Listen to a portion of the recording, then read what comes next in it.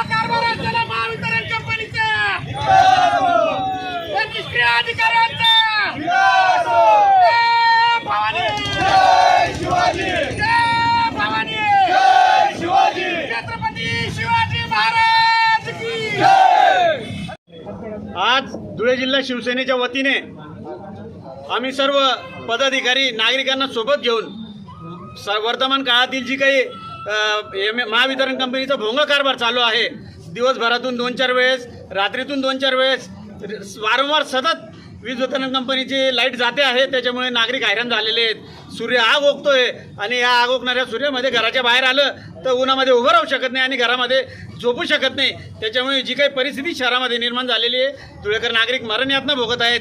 या मरण यातनेतून नागरिकांची सुटका व्हावी म्हणून नागरिकांना सोबत घेत शिवसेनेने आज महावितरण कार्यालयामध्ये चला झोपायला MSCB ऑफिसला हे आंदोलन केलेलं आहे।